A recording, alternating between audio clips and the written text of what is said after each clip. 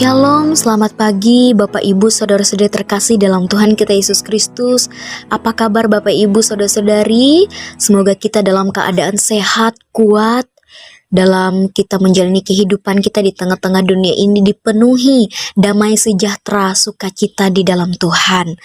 Bapak Ibu, Saudara-saudari terkasih, hari ini marilah kita bersama-sama mendengarkan firman Tuhan sesuai dengan nas Almanak Gereja Kalimantan Evangelis, diambil dari Lukas pasal 11 ayat 53 sampai Lukas pasal 12 ayat 3. Namun di sini saya hanya akan membaca pada Lukas 12 ayatnya yang kedua dengan perikop pengajaran khusus bagi murid-murid.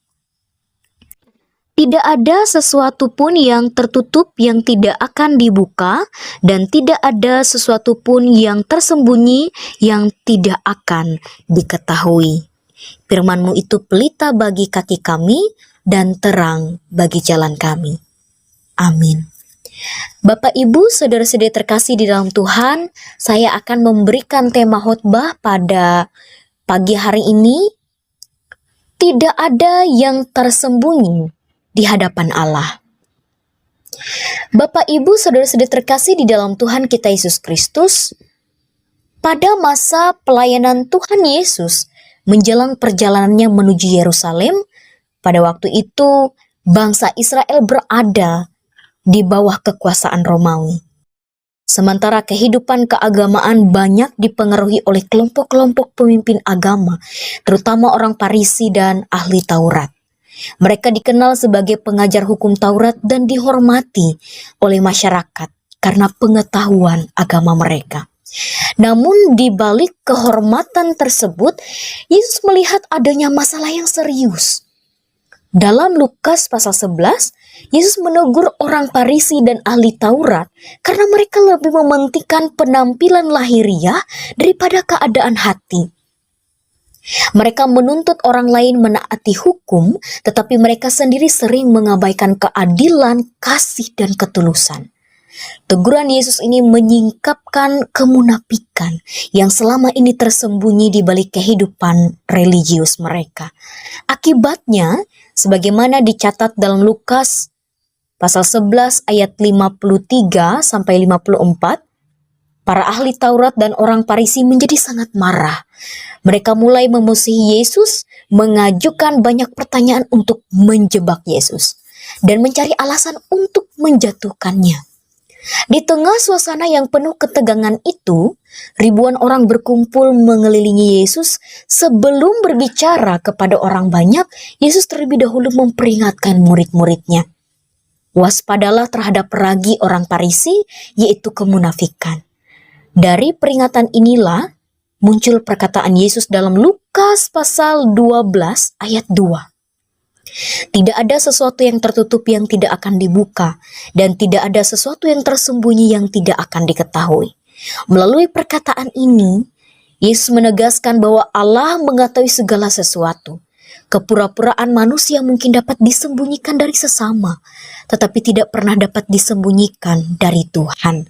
Kebenaran pada akhirnya akan dinyatakan, dan demikian juga segala sesuatu yang tersembunyi. Bapak, Ibu, Saudara-saudari terkasih, ada 3 poin yang dapat kita pelajari dari nas ini. Yang pertama adalah Allah mengetahui segala sesuatu. Tuhan tidak hanya melihat apa yang tampak di luar, tetapi juga mengetahui isi hati manusia. Pikiran, perkataan, dan perbuatan kita semuanya terbuka di hadapannya. Tidak ada rahasia yang dapat disembunyikan dari Tuhan. Kesadaran bahwa Allah mengetahui segala sesuatu seharusnya membuat kita hidup dengan hati-hati dan takut akan Tuhan. Bukan karena kita takut dihukum, tetapi karena kita menghormati Allah yang kudus. Yang kedua, kebenaran akan dinyatakan. Dalam dunia ini mungkin ada ketidakadilan. Ada orang yang tampak baik padahal hidup dalam kepalsuan, dan ada orang yang benar yang difitnah atau disalahpahami. Namun Tuhan mengingatkan kita dalam firman-Nya bahwa pada waktunya segala sesuatu akan dinyatakan. Kebenaran tidak akan selamanya tersembunyi. Tuhan akan membuka apa yang tertutup dan menyatakan apa yang tersembunyi. Karena itu janganlah kita putus asa ketika berbuat benar, tetaplah kita setia pada jalan yang benar, sebab Tuhan mengetahui setiap perjuangan dan kesetiaan kita ketika kita melakukan kehendak-Nya dalam hidup kita. Yang ketiga adalah hiduplah dalam ketulusan dan terang. Karena tidak ada yang tersembunyi di hadapan Allah, maka orang percaya dipanggil untuk hidup dalam terang. Artinya hidup yang jujur, tulus, dan sesuai dengan kehendak Tuhan. Kita tidak perlu memakai topeng rohani atau berpura-pura menjadi orang yang sempurna.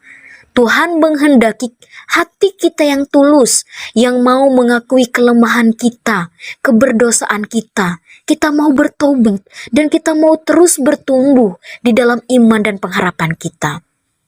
Bapak, Ibu, saudara-saudari terkasih dalam Tuhan, dalam Lukas 12 ayat 2 ini mengajarkan kita semua bahwa tidak ada sesuatu yang tersembunyi di hadapan Allah. Karena itu, marilah kita hidup dengan jujur, tulus, dan setia kepada Tuhan. Biarlah perkataan, pikiran, dan tindakan kita selalu berkenan kepadanya. Kiranya Roh Kudus menolong kita untuk hidup dalam terang Tuhan setiap hari, sehingga hidup kita menjadi kesaksian yang memuliakan nama Tuhan kita Yesus Kristus. Bapak Ibu yang terkasih dalam Tuhan, mari kita semua memeriksa hati dan kehidupan kita. Jika masih ada dosa yang tersembunyi, marilah kita bertobat. Jika masih ada kepalsuan dalam hidup kita, marilah kita memohon pertolongan Tuhan agar dapat hidup dengan tulus. Dan jika kita telah berusaha hidup benar, marilah kita tetap setia, sebab Tuhan melihat dan menghargai setiap kesetiaan anak-anak-Nya. Kiranya melalui firman ini, kita semakin terdorong untuk hidup dalam terang Kristus, sehingga perkataan, tindakan, dan seluruh kehidupan kita menjadi kesaksian yang memuliakan nama-Nya. Amin untuk firman Tuhan. Mari kita bersatu di dalam doa. Kita berdoa. Ya Bapa kami yang penuh kasih di dalam Tuhan Yesus Kristus, kami datang ke hadirat-Mu dengan hati yang penuh syukur. Kami memuji dan memuliakan nama-Mu karena Engkau adalah Allah yang baik dan setia. Terima kasih untuk penyertaan-Mu dalam kehidupan kami, untuk kasih berkat perlindungan, kesehatan dan segala kebaikan yang senantiasa Engkau nyatakan setiap hari dalam kehidupan kami. Sungguh besar kasih setia-Mu yang tidak pernah berkesudahan dalam kehidupan kami. Ya Tuhan, kami juga mengucap syukur untuk firman Tuhan yang telah kami dengarkan pada saat ini. Biarlah firman-Mu tidak hanya kami dengar dengan telinga kami, tetapi juga kami simpan di dalam hati dan kami lakukan dalam kehidupan kami sehari-hari. Roh Kudus kiranya menolong kami untuk hidup seturut dengan kehendak-Mu dan menjadi saksi Kristus di tengah dunia ini. Bapa yang penuh kasih, kami berdoa bagi seluruh jemaat-Mu dimanapun mereka berada, secara khusus bagi jemaat-jemaat di Resort GKI Buntok. Kiranya Engkau memberkati setiap keluarga, setiap rumah tangga dan setiap pribadi. Berkati pekerjaan usaha serta mata pencaharian mereka. Bukakan pintu-pintu berkat-Mu, lancarkan segala usaha dan pekerjaan mereka, serta cukupkan segala kebutuhan hidup mereka menurut kekayaan dan kemuliaan-Mu. Tuhan yang Maha Kuasa, kami menyerahkan jemaat-Mu yang sedang sakit, baik yang dirawat di rumah maupun di rumah sakit. Jamahlah mereka dengan tangan kasih dan kuasa-Mu. Berikan kesembuhan, kekuatan, penghiburan, dan pengharapan. Berkati juga keluarga yang mendampingi dan merawat mereka agar tetap kuat dan setia berharap kepada Tuhan. Kami juga berdoa bagi jemaat-Mu yang berulang tahun, pertambahan usia maupun ulang tahun pernikahan. Kami bersyukur atas penyertaan Tuhan dalam kehidupan mereka hingga saat ini.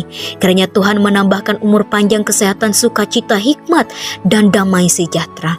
Bagi keluarga yang merayakan ulang tahun pernikahan, kiranya Tuhan terus memelihara kasih setia dan kebersamaan mereka hingga akhir hayat. Ya Tuhan, kami berdoa bagi para pelayan-Mu dimanapun mereka berada. Secara khusus kami mengingat para pendeta, pikaris, TKS, guru agama, guru sekolah minggu, MPH, majelis jemaat, penetua diakon yang ada di Resort GKI Buntok. Berikanlah kesehatan, hikmat, kekuatan, semangat, dan kesetiaan dalam melaksanakan tugas pelayanan yang telah Engkau percayakan. Pakailah kami semua menjadi alat berkat bagi jemaat dan kemuliaan bagi nama Tuhan. Bapa kami di sorga, Inilah doa dan permohonan kami. Apa yang belum sempat kami ucapkan, biarlah Roh Kudus-Mu sendiri yang menyempurnakannya di hadapan-Mu. Dalam nama Tuhan Yesus Kristus, kami berdoa dan mengucap syukur. Amin.